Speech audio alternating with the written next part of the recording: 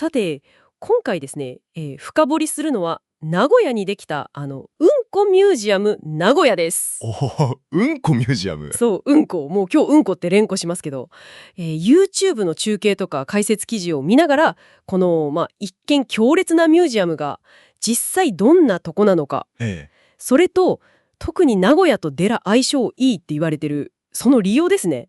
これを探っていこうかなと。なるほど。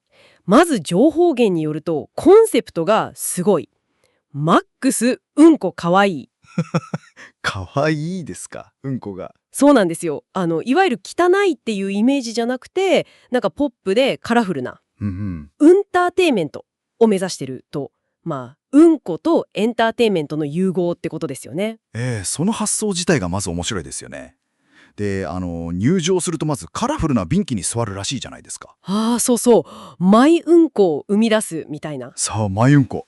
儀式から始まるっていうのが、なんかこう、一気に世界観に引きずり込む感じがしますよね。うんうん。やっぱりタブー視されがちなうんこを国籍とか年齢とか関係なく、みんなで楽しめるものにしようっていう、そういう意図が見えますよね。確かに。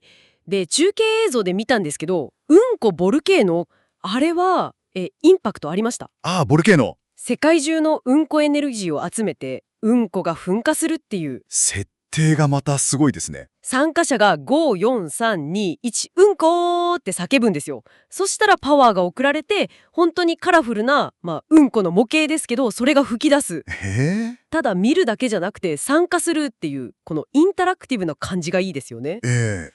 しかも情報源によると、その噴火、名古屋限定の仕様があるみたいで、あ、そうなんですか？ホーリーうんこっていう、なんか光る柱が追加されてるらしいんですよ。ホーリーうんこ。それで、なんか運気を引き寄せるかもしれないみたいな。なるほど。これが、名古屋の金ピカ好き文化を意識してるんじゃないかと。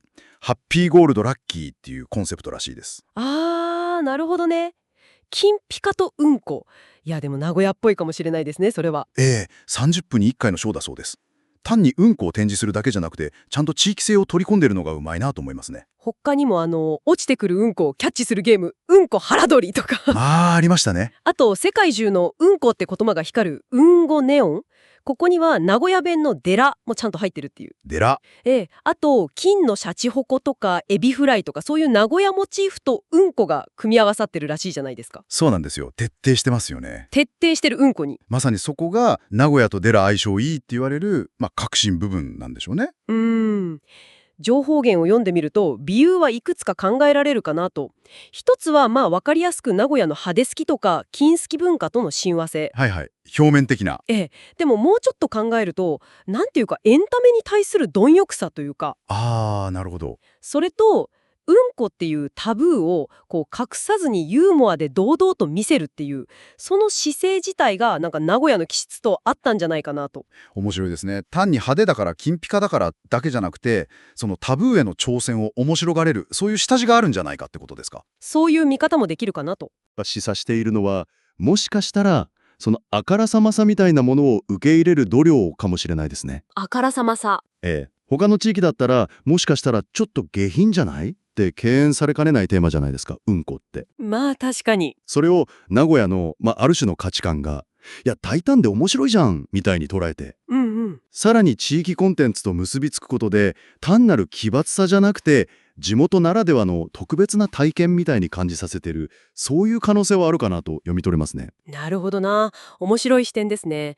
つまりその固定観念を壊すうんこのパワーと名古屋っていう地域性がうまく掛け合わさって、なんか唯一無二のウンターテイメント空間ができてるってことか。そうですね。見て、触って、撮って遊ぶ。もうその全部にうんこが絡んでくる。すごい体験ですよね。そういうことだと思います。このミュージアムって普段どっちかというとネガティブに捉えがちなうんこっていうテーマをあえてものすごくオープンに、しかもカラフルに楽しむ。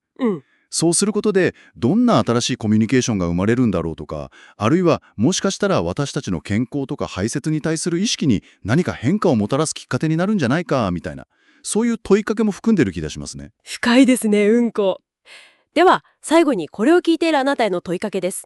今回深掘りしたうんこみたいに、普段私たちがちょっと目を背けがちだったり、ネガティブだって決めつけちゃってるような事柄って他にもあると思うんですよ。ありますね。もしそういうものを全く違う視点から捉え直してエンターテインメントとして表現するとしたら、そこからどんな新しい価値観とか、あるいは予想もしてなかったような楽しさが見つかる可能性があるでしょうか。